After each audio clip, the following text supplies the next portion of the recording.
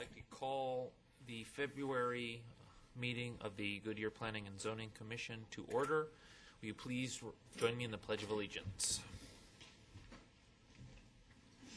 I pledge allegiance to the flag of the United States of America and to the republic for which it stands, one nation, under God, indivisible, with liberty and justice for all.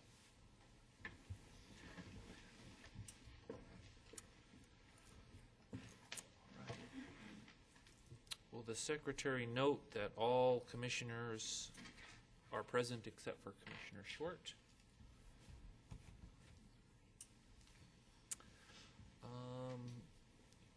I will take a motion on the minutes for the January 19th So meeting. move.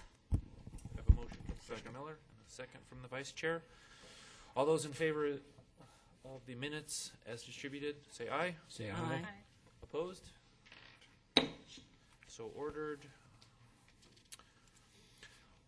Public comments. Are there any members of the public who would like to speak on anything other than the agenda items? Otherwise, you'll have your say during the public hearing for each of the items on the agenda. I will ask if you do wish to speak and are a member of the public on one of the agenda items, if you wouldn't mind filling out a speaker card, and those will make their way up to me so I can recognize you during the public hearing. All right, moving on. Disclosure of ex parte communications. None. All right. Okay, on to new business. I will open the public hearing for case 10-200-00004, the Estrella Parcel 5.6 PAD amendment. Steve.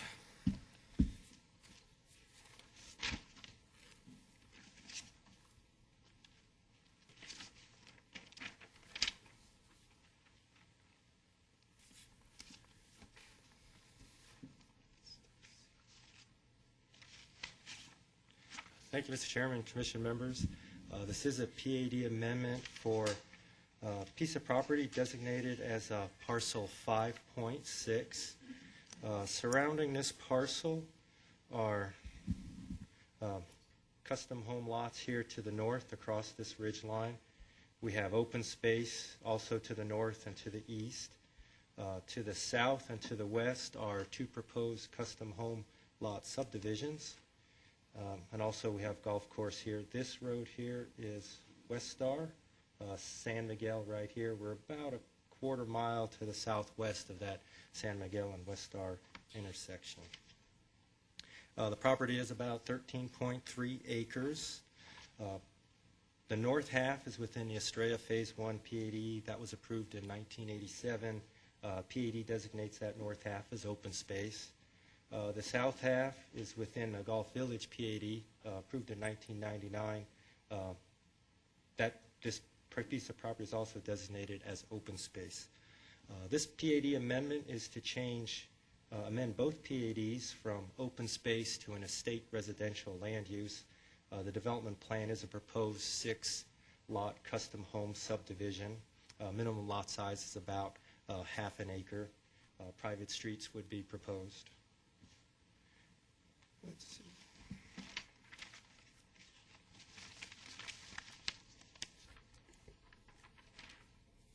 And this is the proposed development plan with the 6 lots and the private street and cul-de-sac. With this subdivision, there are areas in excess of a 20% slope. Those areas would not be developed. Only those areas in this yellow within a defined development envelope, only those areas will be developed. And those areas will be specifically defined when the subdivision plats come through. A citizen review meeting was held on January 13th. One citizen did attend. No opposition was voiced at the citizen review meeting. All public hearing notice for this meeting was done as required. Staff has not received any opposition to this request as a result of that notice. We do find the PAD amendment is compatible with the surrounding area. We do find it to be in conformance with our general plan. We are recommending approval subject to the 10 stipulations in the staff report. That concludes my presentation, Mr. Chairman. Available for any questions. Thank you, Steve. Are there any questions for staff? Just one question. What is the definition of estate residential? And I guess the reason I ask that is it the way that this PAD amendment is worded, is it absolutely certain that there will be custom lots only permitted in this subdivision, in this parcel? Or is there an opportunity at one point in the future for them to come back in and do tract homes? Chairman, Commission members, with this PAD amendment, we had the minimum lot size would be half an acre as defined in the PAD amendment. I guess that would be our minimum lot size. If they did want to come back in for something, because the general plan does have a higher density allowed, that would have to come back in through Commission and Council for a PAD amendment. But at this point, a 6-lot custom home subdivision is what this entitlement is for, and that's what we would expect when a development and subdivision plats come through. Okay. Thank you. Any other questions for Steve? Thank you. I presume the applicant is here and is prepared to speak to the amendment.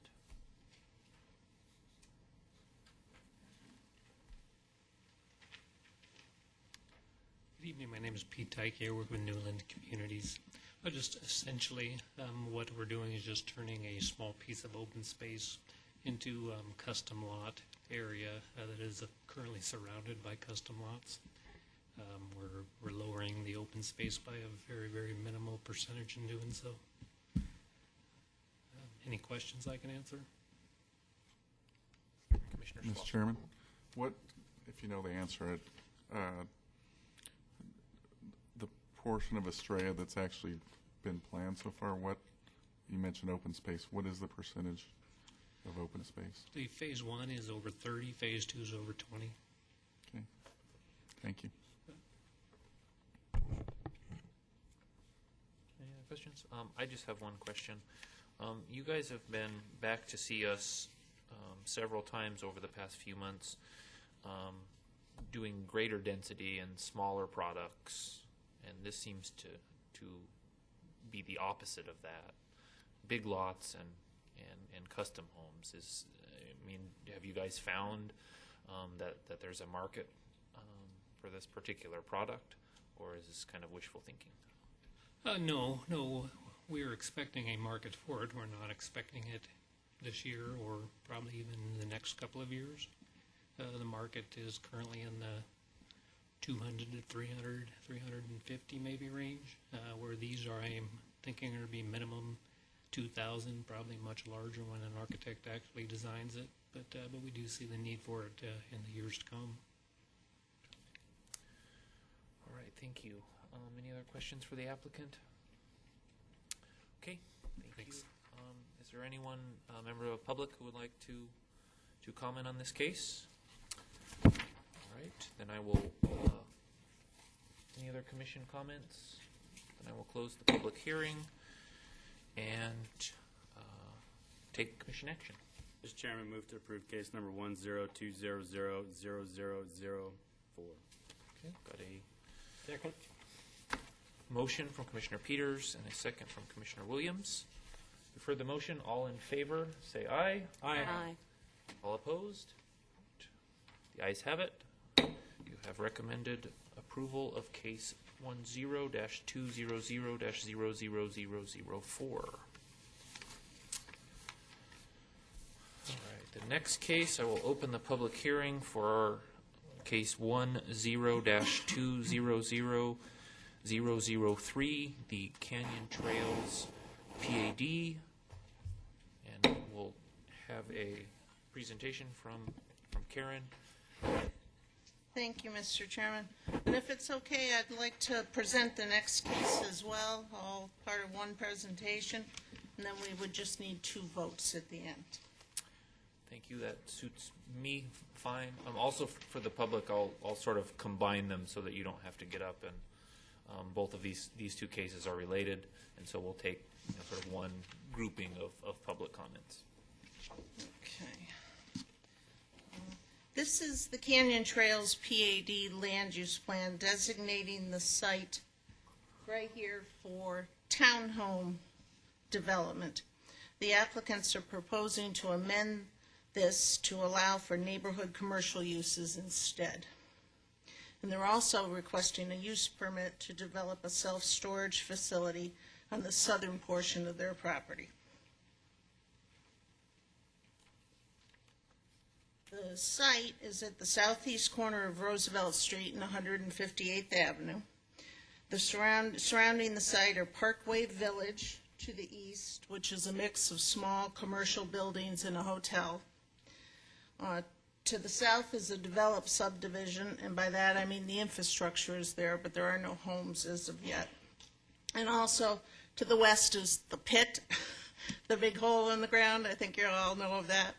And also an established single-family neighborhood to the north, and over here is Walmart. The applicants have done a feasibility study and have determined that a townhome project at this time on this site is not feasible.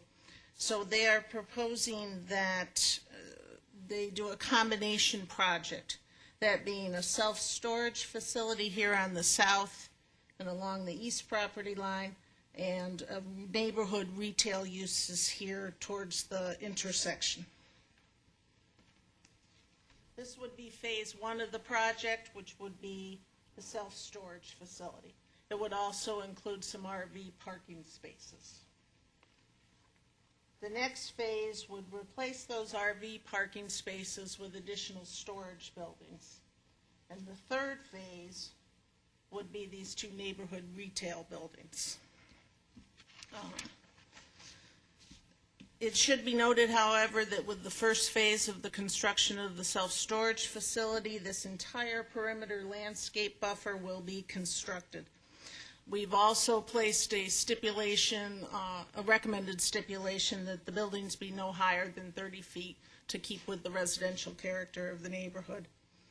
Staff is recommending approval of both applications. However, because we know you may not concur with that, we've provided two separate sets of stipulations, one for each application. And with that, I'd be happy to answer any questions. Thank you, Karen. Does anyone on the commission have questions for staff? Mr. Chairman, what's the status of the pit? Is it still operational? Yeah, I believe they're still, bringing fill into it on a fairly regular basis. It's going to take quite a while before it ever gets filled, but they are still continuing to bring, and I think even construction type debris is being brought into there now. Inorganic. Inorganic. Sorry. Mr. Chairman, Commissioner speaking Slauson? of the pit, Uh-huh. are there future plans for it, or are they just going to, that's just way in the future? I'm not aware of any future plans. I don't, because having it filled is so far off, I don't think anybody's made any plans for it. I drove by there today, and they were dumping like construction material on the bottom. Yeah. And the semi that was dumping it looked like a little speck down there, so we Yeah, got a I long ways know. to go. Yep. Where is the primary access to this storage facility? Is it off of Van Buren or off of, It would be off off of Roosevelt Street, which would, come in from Estrella Parkway, past the Walmart, and this would be where the main entrance would be. This building right here would serve as the office and the manager's residence. And then the idea would be that, you would drive down through here and access the storage units. And then you could either go back out that same way or exit over here onto 158th. do you have any idea of the access to the residential subdivision to the north? Is most of that from, what's the next street west, Saraville Avenue? Or does most of the No, I traffic don't, in the subdivision also use Roosevelt? I Do you- don't believe that it does extend out to Saraville. Certainly some of the residents can correct me if I'm wrong on that, but I believe most of the traffic comes in either via Roosevelt or up 158. Thank you. I can clarify that, Mr. Chairman. The north-south street on the west side of this application, It curves around and does head out to Saraville, Oh, does it? Thank you. the north-south street. Does 157th 158 Lane that comes all becomes the way down? Portland, Yeah. becomes. Portland, I guess. It's Saraville. I believe that's the one that goes out to Saraville. Oh, yeah, does. you're right, I'm sorry. It does. Yeah, here it is, it's shown here, comes through here and comes out. And in terms of access to both the storage facility and the retail, after the PAD amendment is approved and the use permit is approved, they'll have to come through site plan approval, so we'll get, very refined details on all of that. But right now, the proposal is that the access is off of Roosevelt. Commissioner Keith? I just have a question about timing. In the narrative, or I'm sorry, in the staff report, it mentioned that the first phase is anticipated to start within 18 to 24 months after site plan approval. So I guess the first question is, when is the site plan anticipated to be submitted? And then the second part to that is, with I think it's a 1-year provision in the zoning ordinance with use permits, how does that play into all of this? Right. Currently, the ordinance states that you have to establish a use permit, meaning get it under construction within 1 year. And we informed the applicant of that when they first brought this through the process, so they're aware of that. Staff has also been discussing, recommending that possibly that time be lengthened, but, that's something that needs to come to you for consideration and for council. So it's entirely possible that if their plans don't speed up, that they're going to have to come back and reapply for the use permit, and they're aware of that. Well, and I guess the follow-up question to that would be, why don't we consider that now if they're already looking at 18 to 24 months after site plan approval? They're obviously going to exceed that 12-month stipulation. The code does allow for an established time period for a specific use permit. So if you wanted to recommend that it be longer than the standard year, I'm sure that we could entertain that. Okay. And my other question is just about the viability, I guess, of the commercial component. I'm just interested to hear if there's been any interest in the retail portion with its location so far off of Estrella and lack of visibility from the arterial and whatnot. So I don't know if that's something that you want to address or if the applicant wants to address that. I think that the applicant can speak to whether or not there are specific users in mind, but I think that they were thinking that because of its location, there may be some users who would not necessarily need the high visibility of being out on Estrella Parkway, and also that would translate likely into lower rents for those users, so there might be a win-win situation there for everybody, but they can speak to specifics. Thank you, Karen. I understand the applicant has a presentation. Yes.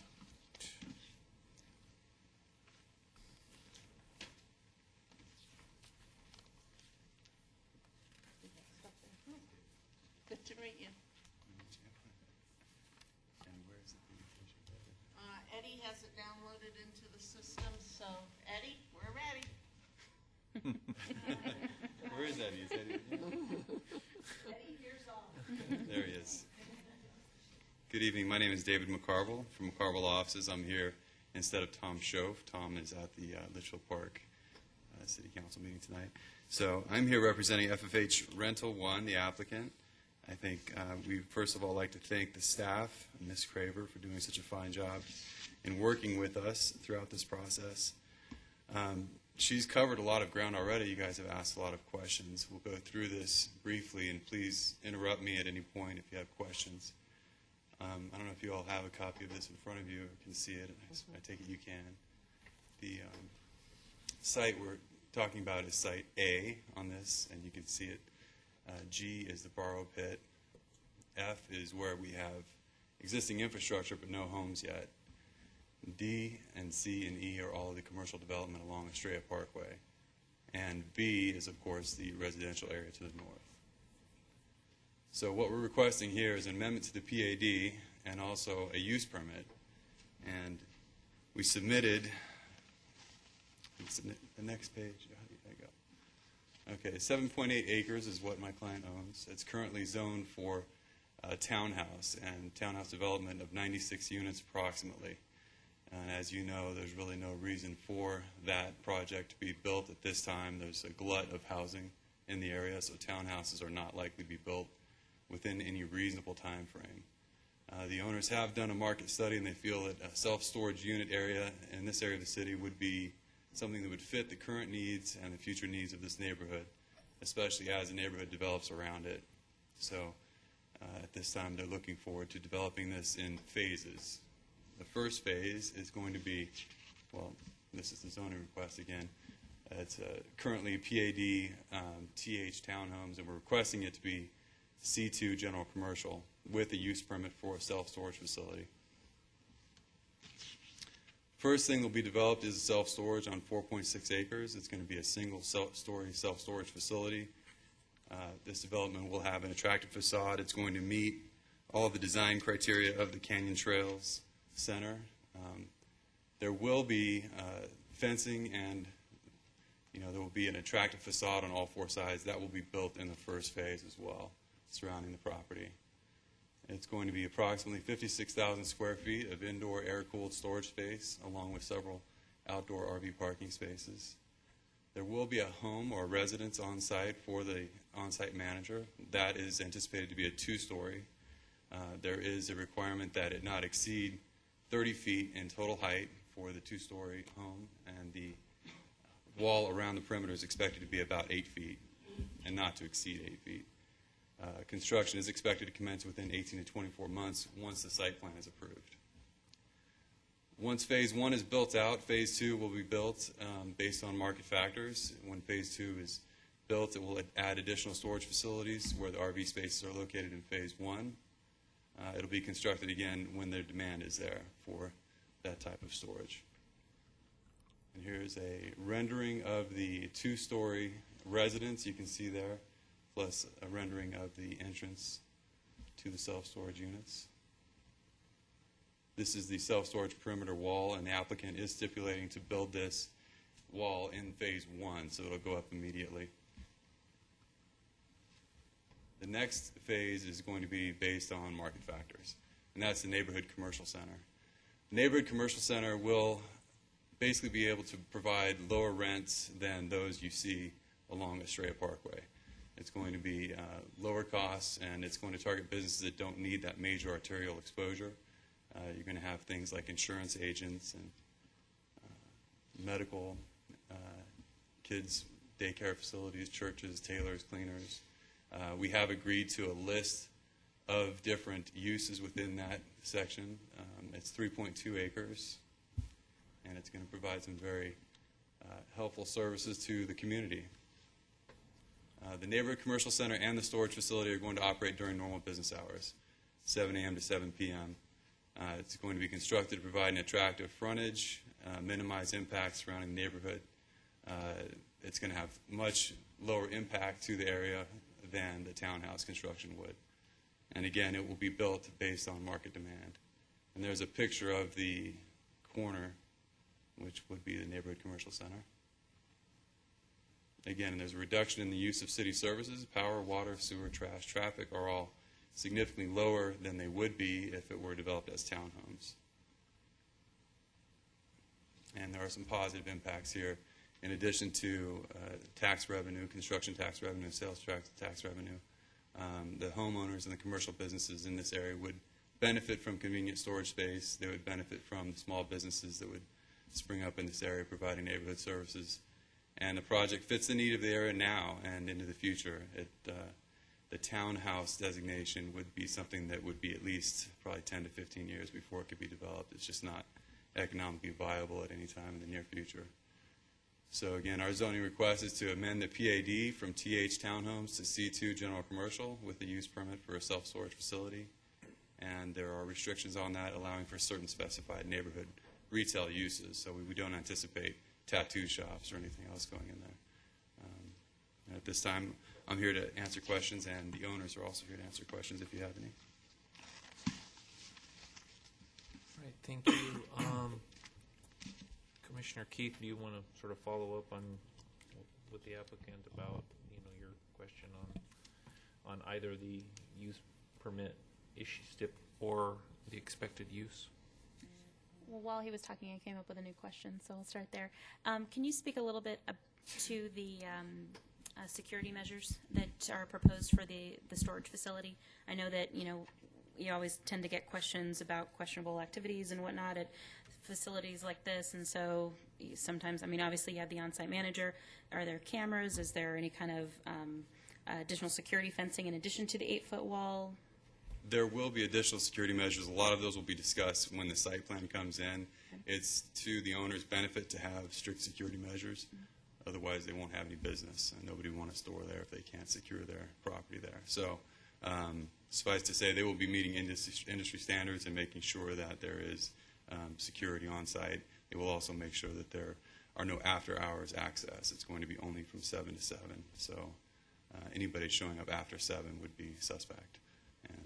Okay. And I asked that question for two reasons. One, for obvious security concerns, but then the second from an aesthetic perspective of maybe seeing the need later when the site plan comes to put barbed wire on top of that beautiful fence, and that being a surprise to surrounding property owners and whatnot. So I just didn't know if that was something that's contemplated now or that might come up in the future. I think that would come up with the site planning. I know that the other storage units that we have in the area do not have barbed wire on top. I think it's going to fit the canyon design plan, so it's not going to be totally out of place in the area. It's going to try to blend in with the developments around it. So.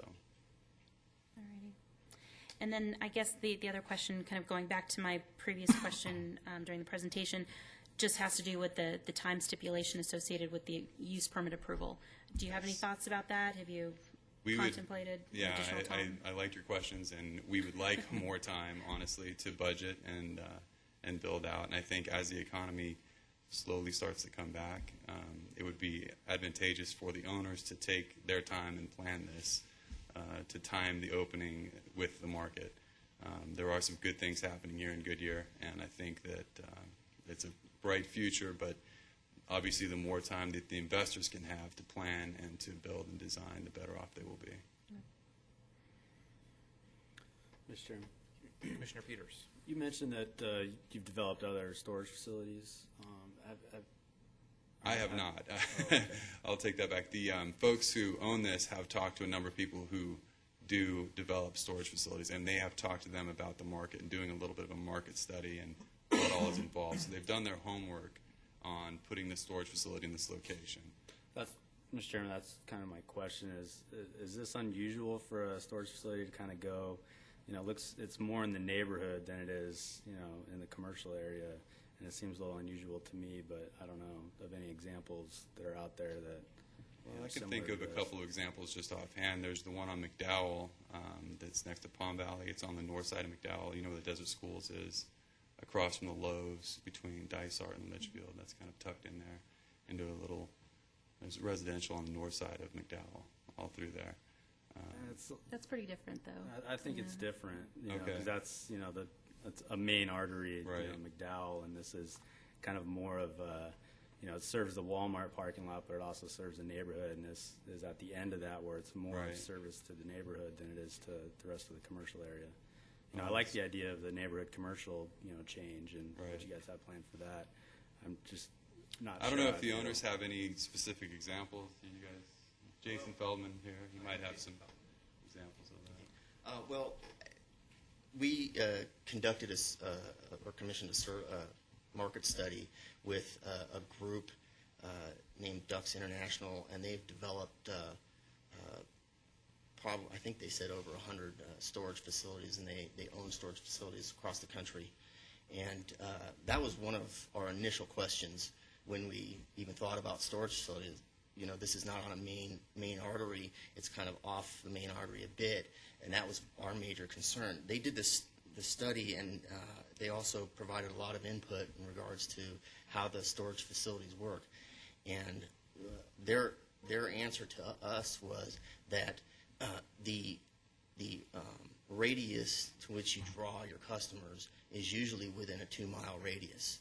You don't normally go outside that 2-mile radius too much. And that was, again, another question we asked was when they did the study, they put a 3-mile radius of competition and whatnot.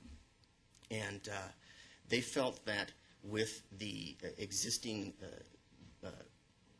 commercial there and the existing residential that's there and that will be there, the undeveloped neighborhood to the south, that there would be enough demand for a smaller storage facility. This isn't a very large facility in terms of total number of units, even when it's completed.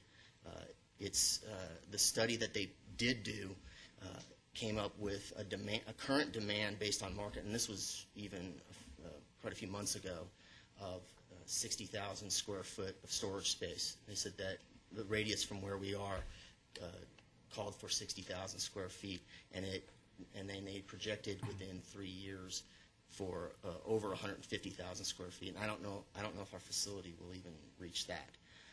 So they felt very comfortable that even though it's not on a main artery, that it will serve the community that is immediately surrounding the area and can answer the challenge of not being on a main artery. So we were very confident going forward, moving ahead and trying to continue to plan after that. So. Mr. Chairman, I definitely see that there's a demand, especially with HOA stipulations that, Right. storing RVs and, all sorts of other stuff out there. Right. But for me, I'm thinking more of the neighborhood feel of it, to have a, storage facilities almost in the middle of their neighborhood, seems kind of odd to me. Well, that's you have to realize that on the to the east is a commercial piece, and the frontage that we have isn't a very large frontage, so it's really a small continuation of that commercial out to that corner. And what we wanted to make sure we did is in our design, if you look at the pictures, is to design the facades to have more of a residential feel than more of an industrial-ish commercial feel. If you look at those retail buildings along Roosevelt, and even if you look at Walmart, they have a fairly typical commercial look. What we wanted to do is use similar brick stone on the facades like you'd see in homes. We wanted to use a variety of different pitches on the roof to look like the roof of a house, and use materials that are common to the residential feel so that it looked like it would blend more with the neighborhood that's surrounding. We also wanted to make sure that we landscaped it nicely, and so we put the retention, we used the retention and the entire perimeter to put a nice landscape buffer so that it's not sitting on the corner that you see on that commercial to the east. The commercial to the east goes right, I believe, right up against the street pretty much. We have a pretty large buffer, 30 feet or so at minimum, along the whole development. So it softens the whole feel of it. And we were very careful to make sure that we planned for making it feel residential rather than commercial. Mr. Chairman, last question. Does the storage facility kind of play into the viability of the low rent, other commercial uses that you have planned in further phases down the road? Basically, are those dependent kind of on this storage facility? Are you asking if the storage facility is not there, will you be unable to kind of provide that low rent neighborhood commercial center? Oh, for the center? Right. I think the two are fairly independent. They can work off of each other. Obviously, the retail can draw a little bit of visibility to the storage, but I believe that we're planning on having the storage facility first and doing retail down the road. And I think that the storage facility can operate within the market parameters of storage facilities as far as rents. The commercial center, the idea is to have real neighborhood services. So if you have an accountant that needs maybe a space, or if you have any, I don't know, a tailor or what have you, that people from that neighborhood will draw into, that the rents would be the kind of rents that they can afford rather than going on Australia where they'd have to pay much higher rents. And that would be the attraction to move into that center. Does that answer your question? I think so. Okay. Commissioner Williams? Thank you, Mr. Chairman. Can you tell me how many storage units there would be in a 60,000 square foot facility? Yeah, the number of storage units is, let's see, we have 56,000 square feet of indoor air-cooled storage space. What's going to happen then is that site plan, that's going to be broken down into specific units. And I think that is something that, I don't know if you have anything, again, this is a rendering, but it's the rendering that we have, it's not up there right now. 440, phase one is 400, it's 56,000 square feet, and it's 443 different size storage units. But I don't think we want to be bound to that just right now. I think at the site planning level is where you would end up committing to a number of storage units. That's a good representation. I think that's fairly accurate. But for tonight's purposes, I don't think we want to stipulate to exactly that number of storage units. It could change depending on the size mix too. Right. Is it fair to say there could be 400 to 500 storage units in the facility when it's completed? Sure. And you say the hours will be restricted to 7 a.m. to 7 p.m.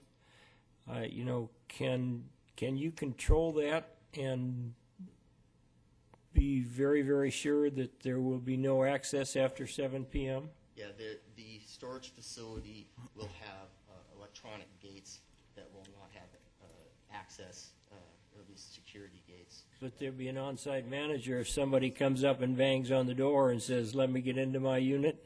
What's going to happen then? They have protocols that they will use to address that situation. And this is not an uncommon occurrence where you have an on-site manager confronted with somebody after hours who wants in. Typically, they handle it through posting of signage, and then if somebody is knocking and becoming disruptive, they will call the police. It's not something that on-site manager doesn't have to answer every person who comes and knocks on the door. And if somebody is coming after hours, they don't have to answer the door. Thank you. And I'm sorry, I should have asked this earlier. I have a question, I guess, for staff. Did we talk to the developer who owns the lots on West McKinley?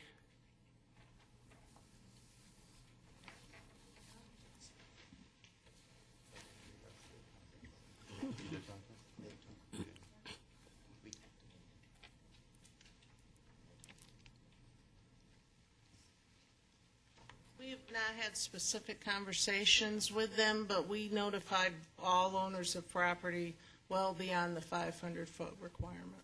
And that would include the developer who's maybe trying to sell those lots? Yes. Thank you. Mr. Chairman. Commissioner Peters? I believe the applicant has had conversations with them if you're interested in hearing about that, but they were notified of the process anyways.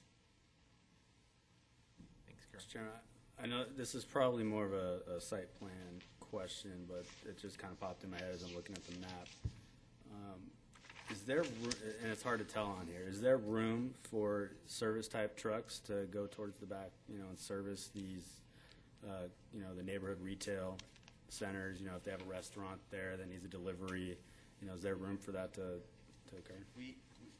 In trying to keep with a neighborhood services theme and to keep with a residential feel, we felt that we wanted to actually limit that because it would actually limit the types of tenants that would be in there that would drive high traffic, and we didn't want high-density type tenants.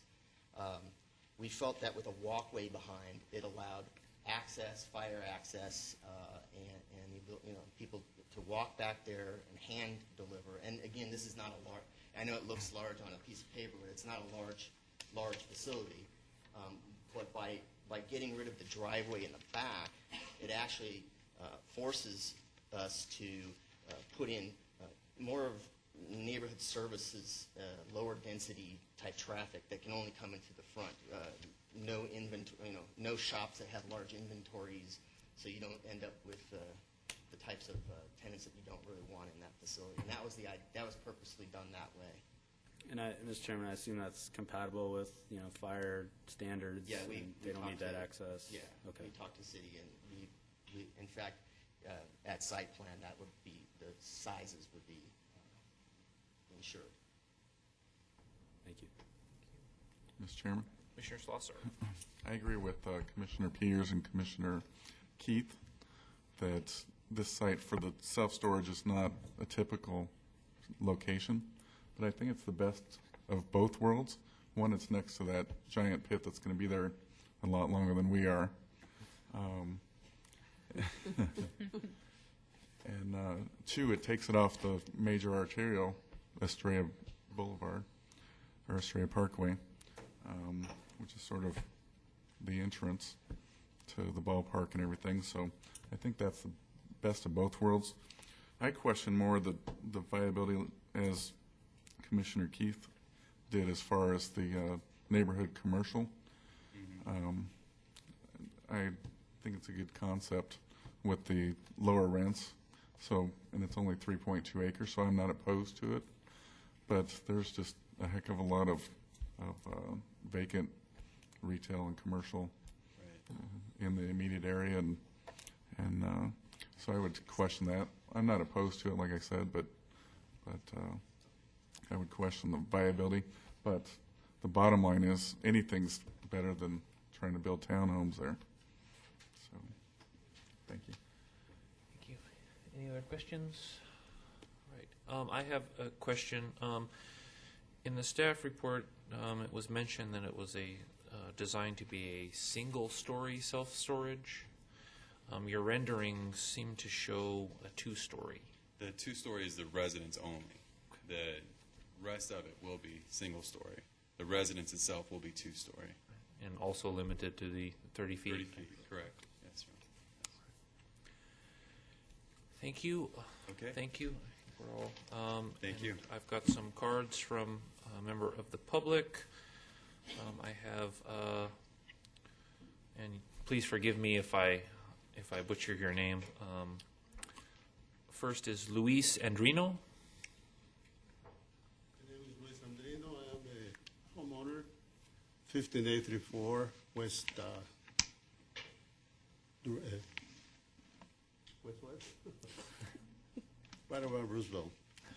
Anyway, it sounds very interesting, but I think that regardless of what they say, it's going to depreciate the value of the properties, the homes.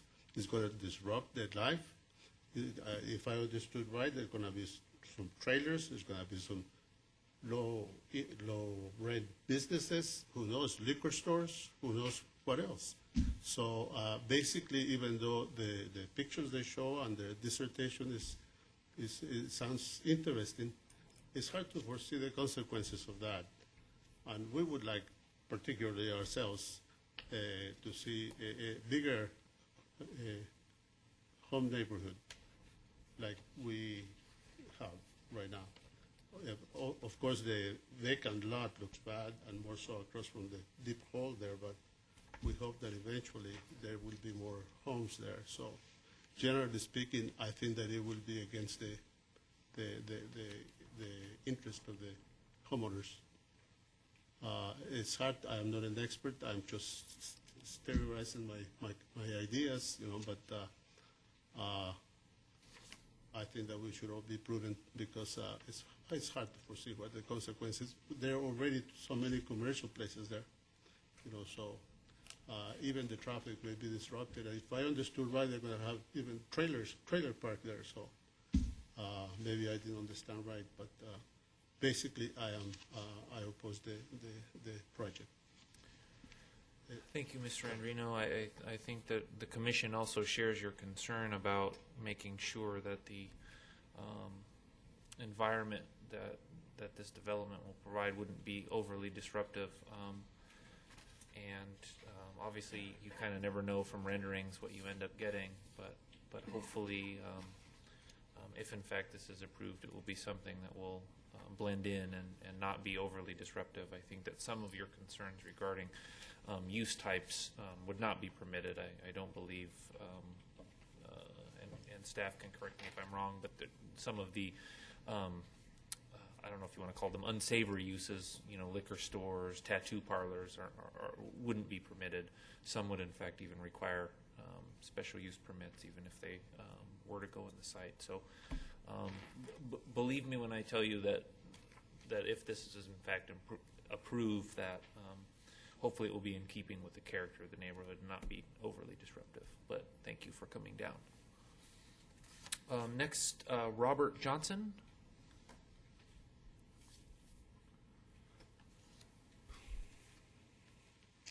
My name is Robert Johnson. I own a house in Wildflower and also a couple blocks from this proposed facility. I had some concerns here. One of them was I heard a lot of people say of how it's probably not going to impact the neighborhood. Well, personally, I would like to see probably 3 impact studies by 3 separate real estate agents on property values if that were to go in, which I think is feasible for a real estate agent to do. You know, in this also, what would be the regulation to expand? What would be the ceiling under growth? Because one of the things that I see is that they're building the storage facility first and then the commercial. Well, that to me, and a lot of big businesses do this, they will build the storage facility, and if they get it filled up, then they're going to be standing right here probably 3 years from now asking you to strike the commercial and put more storage facility up. What would be the ceiling on their growth? Would there be a ceiling there? Because without really knowing them, I would suspect that that's what their plan is. That's why they want to build the storage facility first. Because if they build the commercial area first, it's going to sit there. Because probably 70% of the offices and buildings on the east side of that are empty. And those can't even get filled. So how can they even think of selling, renting those when the other ones aren't even, and there's a lot more access to those. People would tend to go there more than they would the small one they're going to have. And we were at the first meeting for this, and when I asked that question, it was completely avoided.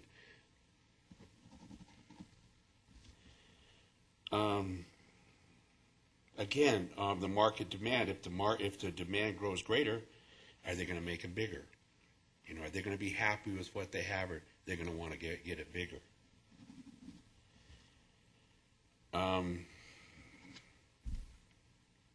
Why is apartment and townhouses not feasible is what I would like to know. The other thing is the gentleman showed a map with different areas, and he said that Area F has no homes. Area F has homes and streets, streetlights, mailboxes, everything. So that is not true. It is not empty.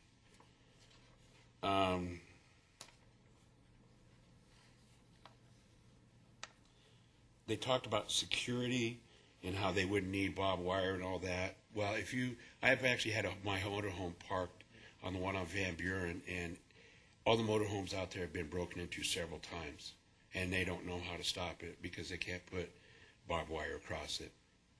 And that's on Van Buren. So I can imagine on a back street, what kind of safety you're going to have on the back street. They'll just hop the wall and break into them.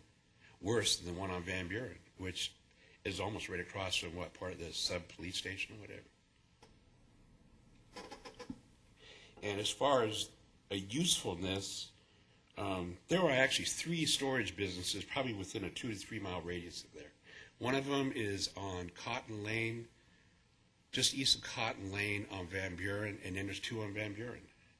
So the feasibility of why we need another storage unit is, I don't see it. I think that could be used for something else. I mean, make it into a park. But then again, you know, Canyon Trails sends out stuff all the time about how their playground, they build a playground and it gets destroyed all the time. And they keep asking for suggestions what they should do. That's a half a block away from that facility. So I don't really see any pluses to this at all. And again, I stress the importance of having an impact on property values, what this would do to property values, because the best way I can say it is they're lining their pockets thicker, and I'm having a hard time holding mine together. So it really doesn't concern me how much money they make or how well they do. What concerns me is what I have invested. I have a home there. You know, and if I go to sell a house in 3 years and I lose $100,000, you know, who pays for it then? I do. So that's all I had to say. Thank you very much. I have a question. Mr. Johnson, hang on. Mr. Johnson, I have a question. Yes. Are you opposed to changing from townhomes to commercial, or are you just opposed to it being self-storage? I think of self-storage. I think it could be used for something else. I don't think that's really conducive to a neighborhood. I mean, the house that I own in Canyon Trails is about a block from there. I can stand at the corner of my backyard and look right at it. So, I mean, I'm really close to it. And I'm not opposed to something else, but a storage unit I don't think is really needed. Like I said, there's 3 of them in a 2 or 3 mile radius. Okay, thank you. Thank you. Any other questions? Can we put this back up so these people can show us where their homes are?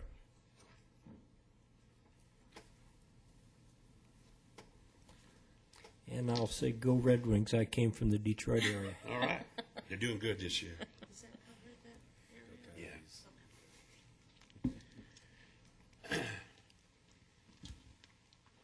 Okay, I believe this area here, he said had, was it this area? Yeah, he said, where am I here? That's Oh, okay, the here we area. go, here we go. He said there were no homes over here because this is the pit, right? No. No. I'm messed up. This is the pit. Yeah. He said there were no homes over here in this area. Well, there isn't in a certain acreage, but when you go all around it, there are homes. There are homes backing up to this back fence, and there are homes both on the south side of that area. And as far as filling up, that'll be filled up in probably 3 years, because that's how long it's taken them to get from almost a huge, huge pit to where they are now. So in 3 years, that'll be completely filled. But Area F is the part that he said with no homes or streets. It has homes and streets. It has quite a few homes in there. They were built before the place went under. My house is right there. Thank you. Thank you. Right, and the last speaker, I don't know if he's here, is Tom Schoaf, but I think he left. Okay, any commission discussion? Yeah. You know how I am. Mr. Chairman, I just want to say, and I think it's clear in my question, I actually support changing to a neighborhood commercial use, or not the use, but just changing the plan, but I don't support the use permit for the storage facility. That's where I stand. Okay. Well, I support Commissioner Peters' position. I just don't think the streets would support the traffic load that all of that would require. I mean, that Roosevelt is barely a 2-lane street once you get rest of Walmart there. Commissioner Miller, I know that. I support my colleagues to the left of me. I am opposed to the self-storage. It looks pretty, but that's a lot of traffic in that area, and I've traveled that Portland to Saraville, and they already get a lot of traffic. And I agree. I think it will bring down property values, and I think these people were here first. These are their homes, and it's important, and if we're going to put something there, something that will make it better for them, certainly not worse for their property values. Mr. Chairman, I guess I need to move further to the right. I guess stepping outside the box, and I understand these residents' concerns about property values. I don't know that it's a valid or invalid position. I guess my thought is, hypothetically, if these folks would have came in here with a townhome application, we would have had either these folks or other folks in here basically making the same arguments. There's going to be huge traffic with townhomes and crime and housing security, and I've heard all the same arguments when there's been applications with townhomes. So I think this is still the lesser of two evils. But, so I'm in favor of it, of their application. This is a very tough decision because, with that pit there, finding a viable use for it, I think for this property is a big challenge. Okay. Well, actually, I appreciate the discussion and all the questions that the commission members have had, and appreciate the public's input here. And I'm going to go ahead and close the public hearing, and I will take commission action on the PAD amendment. Mr. Chairman, I move to approve the PAD amendment 102000003. Okay, I've got a motion from Commissioner Peters. Second. And a second from Commissioner Keith. For the motion, all those in favor, please say aye. Aye. Aye. Aye. Opposed? Right. So ordered, you have recommended approval of case 10-200-0003, Canyon Trails PAD amendment. I will go ahead and open the public hearing for the use permit on case 10-300-0002. And I will say that if there's one thing that we can all agree on is that a townhome project is not probably a viable now or in the future. We've got a lot of empty houses and such, but whether or not there is sufficient support for the storage facility remains to be seen. And with that, I will, unless there's other commission discussion, then I will close the public hearing and take a motion for commission action. Mr. Chairman, for the purposes of voting, I will move this forward, but it's not an indication of my support for it. I will move case 103000002. Okay, we've got a motion from Commissioner Peters. I'll second. A second from Commissioner Keith. All those in favor of, to approve the use permit for the self-storage facility? All those in favor of approving that use permit, please say aye. Aye. Aye. Those opposed? No. No. Right, it appears the noes have it on a 5 to 2. What am I miscounting? 4 to 2. 4 to 2, my math is bad. You have failed to recommend approval of case 10-300-002.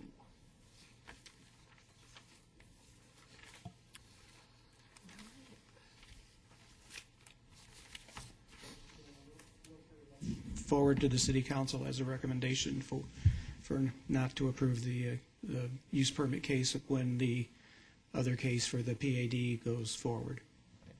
And just sort of as a public announcement, we are recommending as opposed to a official approval or denial commission.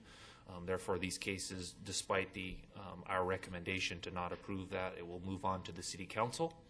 And so I recommend strongly that you, when this does appear on an agenda, that you also speak your mind and say your piece then as well.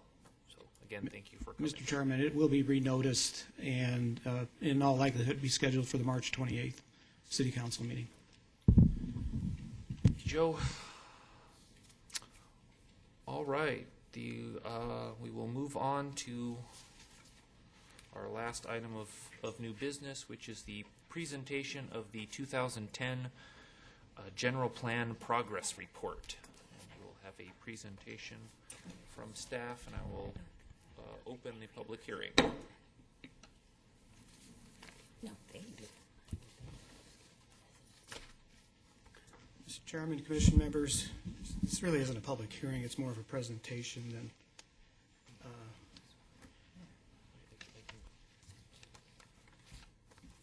here we go.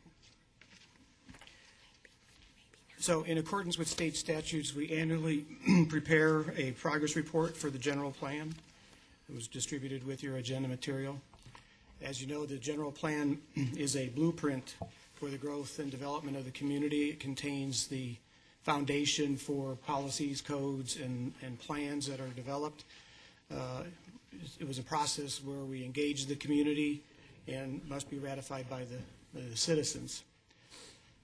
The purpose of the annual report is to update the Commission and Council and the public on progress that's been made, review of last year's year of implementation. It provides accountability and public participation. You will recall that the general plan was adopted in 2003 after it was prepared by a general plan advisory committee and recommended for adoption. It had to be ratified by the voters, which it was on November 4th of 2003. And the city got the Arizona Planning Association Award for Best Comprehensive Plan. There's many names on the GPEC committee that you'll recognize, and at least one in the room tonight. Two. Oh. Two. That way. At least two.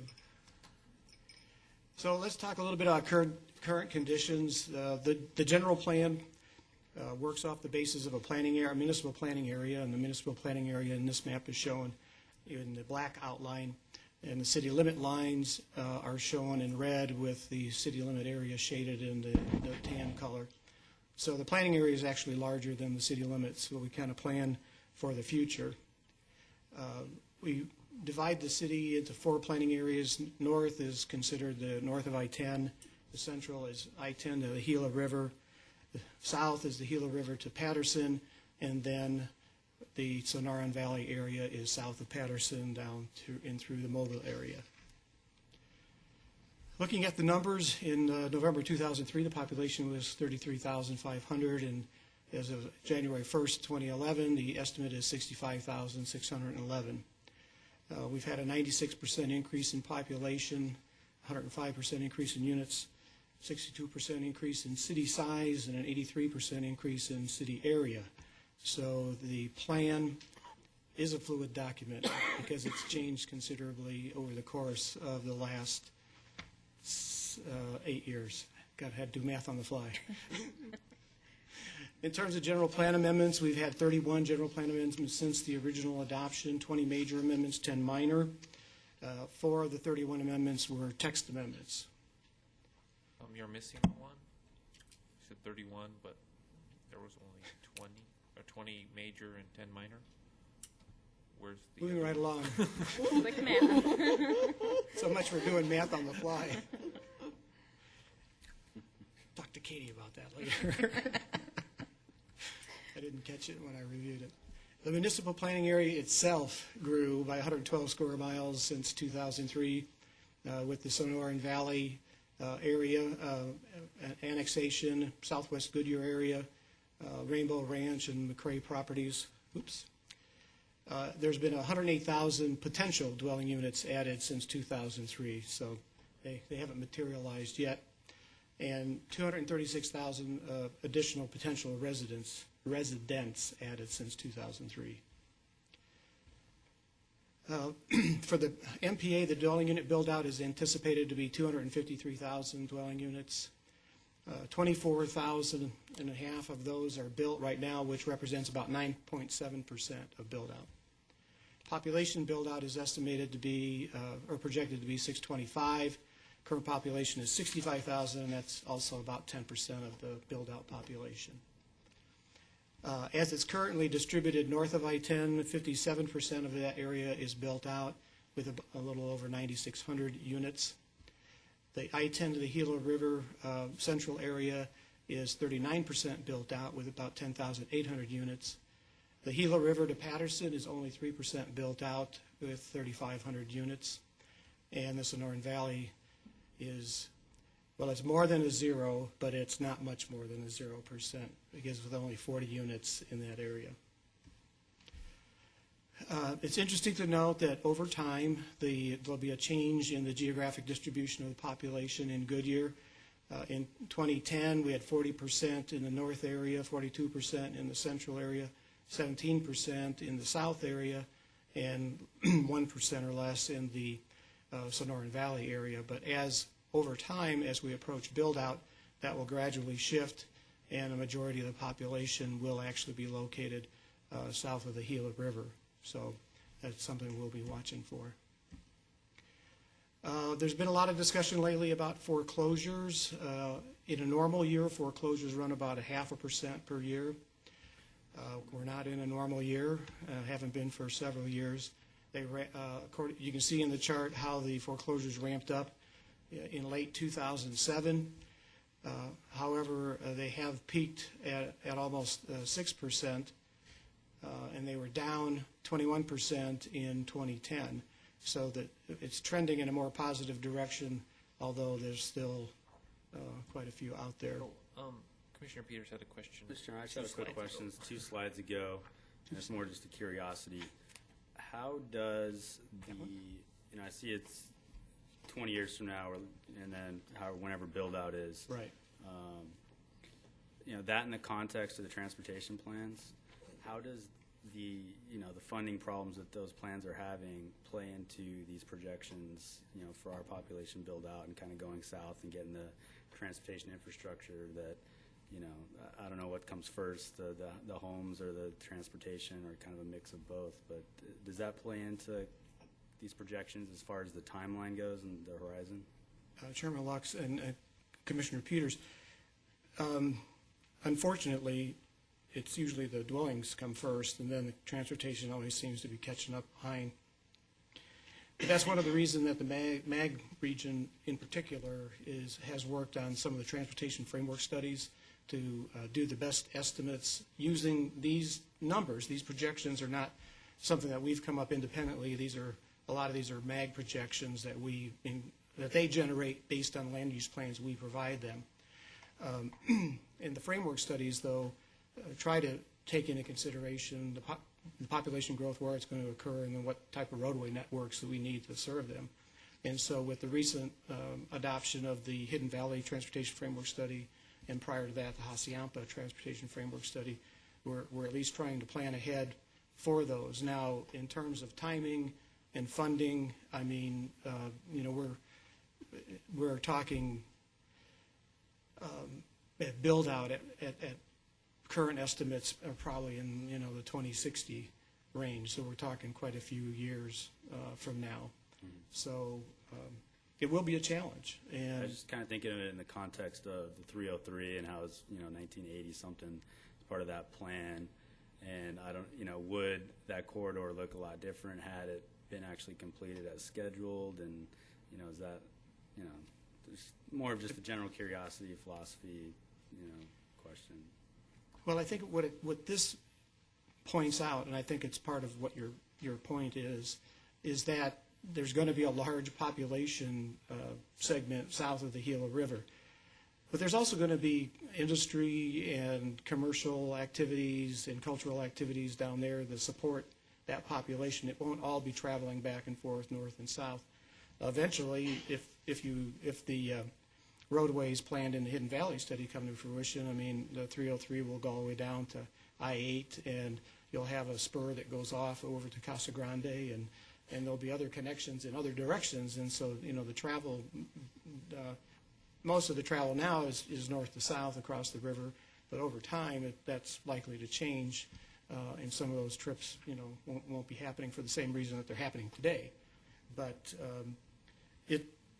another study that MAG is undertaking right now is a land use sustainability study for the region, which seems to me is going to build on one of the things that the Urban Land Institute had done recently, where they had a session where people got together and they were given dominoes and said these dominoes represent your population growth that's going to occur in the future, and you take it and look at a map and move them around, and what's the best way to distribute the dominoes on the map. And it kind of goes to the point that we're going to probably need to look at more efficient ways of servicing this population rather than just in the traditional way that we have. We may need to focus on more transit-oriented development and public transit systems.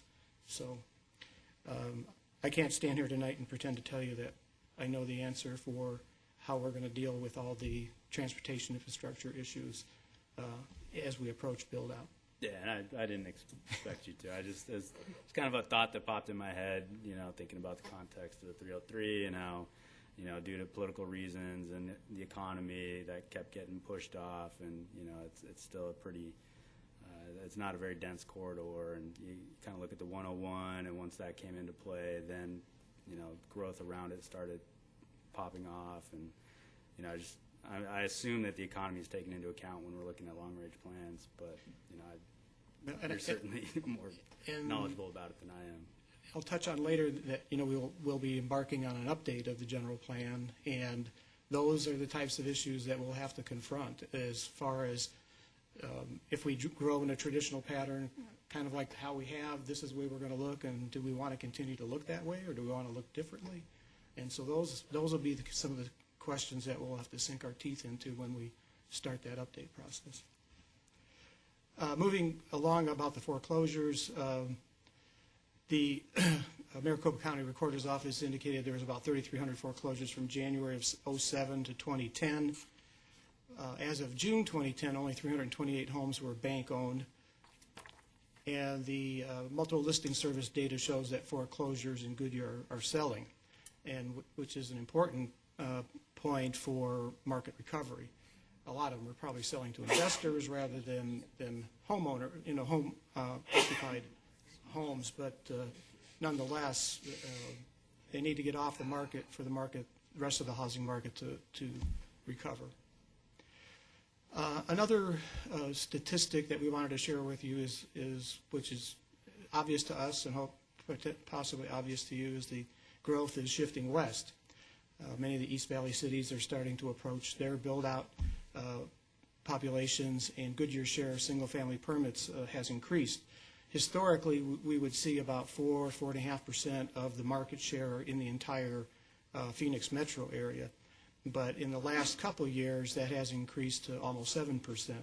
So if there is a bright spot in all the gloom and doom is out there, is that of the homes being built, we are capturing more than our historical share.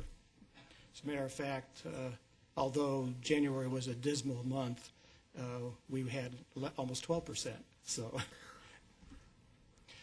the census data is going to start rolling out coming soon. The census has started distributing some of the data, but it won't be received by all the states until about April 1st. The states are being prioritized by their legislative schedules because of the redistricting that will occur as a result of population shifts. Arizona received 2,000 data in late March. That doesn't sound right, does that? We'll distribute the population counts to the commission when we get it. What has been coming forward, though, is the American Community Survey. The 2010 census did not include a long form like it did in the past, which asked a lot of economic information. It's been replaced by the American Community Survey, which is a monthly survey of a random sample of individuals within communities, and it gets compiled in 3-year segments of data for communities that are 20,000 to 65,000 in population. The data is largely descriptive and shows trends. It has larger margins of error since it is a survey instead of a census, and it's a series of time, not a point in time. So the data comes out in 3-year groups, and we've gotten the groups for 2005 to 7, 6 to 8, and 7 to 9. But what you can do with it is you can look at what it says and how you're changing over time using the same type of data, and you can also compare it to other cities in the valley, and that's what we did. The median age seems to be getting a little bit younger. It was 36 and a half, now it's closer to 33. The population is more educated. 83% with a high school diploma in 2000 and 89% in 2007 to 9. Bachelor's degree, 22% and 29% now. And median housing values are down, but they're still higher than they were in 2000, which is small consolation, but some. To compare with some of the other cities we looked at, the valley cities that are listed there, those are the cities that are in the same population group that we are. Some of the smaller cities in the neighborhood, we didn't use them because the 3-year data is not available for those communities. But when comparing with some of the other communities, we're the 3rd highest median household income in the valley, behind Fountain Hills and Gilbert, and highest in the West Valley. The highest median owner-occupied home in the West Valley, among the West Valley cities, and then you can kind of see how it compares also to the rest of Arizona. Maricopa County and Scottsdale is the one with the highest. So you can just kind of see how far apart they are. We have the lowest unemployment rate among West Valley cities at 6.2%, and compared with the rest of Arizona, we're faring a little bit better, and Maricopa County both. For some reason, Fountain Hills has the lowest at 4. In terms of projections, the MAG projections for the Phoenix-Tucson is for it to become a megapolitan area, 10 million by 2040, which would be a doubling of population. MAG's projections for Goodyear were 300,000 by the year 2030, although this projection was created in 2007, and we suspect that there may be some modification of that when they redo it. This slide kind of shows you some what growth rates would look like going out into the future. At a 2% growth rate, that's the lowest growth rate that's shown on the chart. We would be more like at 100,000 in 2030. And we would take about an 8% growth rate to reach the 300,000, the MAG projection at the year 2030. And so 8% is a fairly solid growth rate.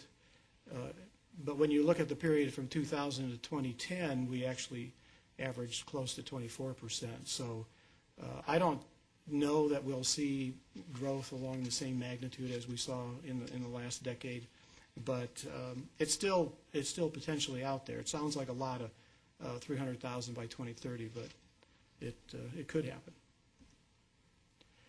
Short term, we look also at the very near term, the next 5 years. We work with the finance department and the budgeting department to come up with projections of dwelling unit counts. A lot of our fees and revenues generated by what happens in the construction area. And we source it from 3 different sources. We use the ASU Blue Chip forecast and U of A forecast. And then whenever we can get information out of Elliott Pollock, we'll take it. But and then we come up with we make our best guess at what we think our market share is going to be, and then try to project the number of dwelling units we expect to be constructed. We had projected 581 for calendar year 2010. We actually came at 511, so we were off a little bit, but we were off less than everybody else, even because we took a fairly conservative estimate, I think, and these estimates or projections, both by ASU and U of A, the ones that came out in December, also have kind of ratcheted everything back, which is in keeping with what you've been hearing in the media, that recovery back to what they would consider normal levels will probably not occur until about 2015. But normal levels would be in the 40,000 dwelling unit range throughout the valley, and we actually came in, it says 7106 on there, which was the actual numbers, single-family homes constructed last year. And that's just what it looks like in terms of the projections I just mentioned, if shown on a graph. In terms of jobs to housing ratio, the general plan talks about that. The 2009 jobs to housing ratio was 0.7 jobs to housing.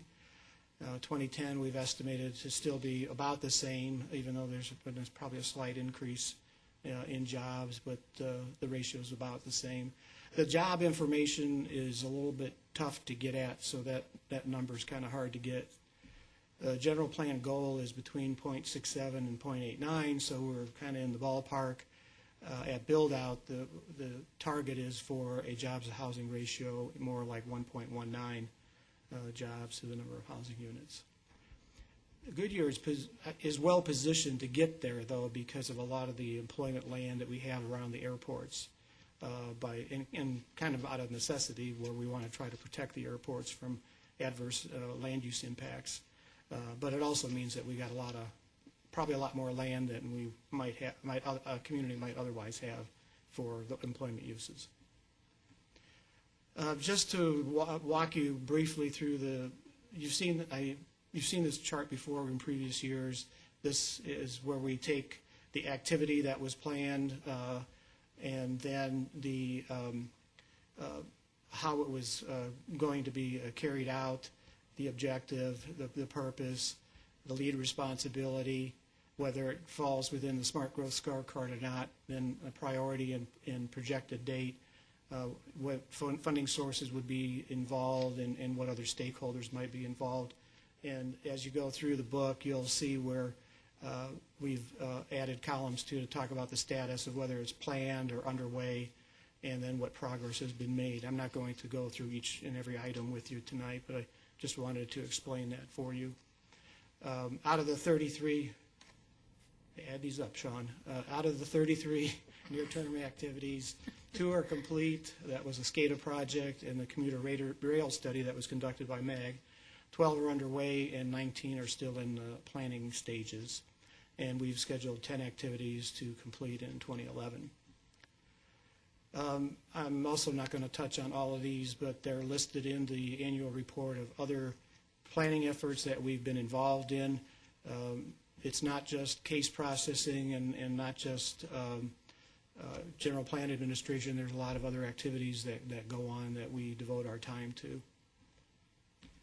The general plan update, the plan was due to expire in 2013. The legislature last year helped cities out in these economic times by extending the deadline to 2015. So we now have a little more time to prepare the plan and potentially have greater economic resources if we need them to do so. We're calculating that the update will take about 3 years. The approval process alone is takes 10 to 12 months because you have a 60-day review period, a minimum of 3 public hearings, and then you have a 120-day waiting period before you can schedule the ratification vote. And so we've tried to create a schedule around already planned elections to save costs so that we don't have to have a special election. And the proposed schedule, work plan, and public participation plan will be developed later in 2011.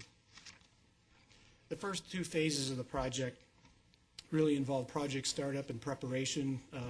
We've been working on and off on that already, trying to get our data in good shape so that we can have a good inventory of existing conditions, and then so we can talk about future land use. And then the phases 3 and 4 would actually be the plan creation, where we intend to have a citizen advisory committee again and use them to help us develop the plan and then take it through the adoption process.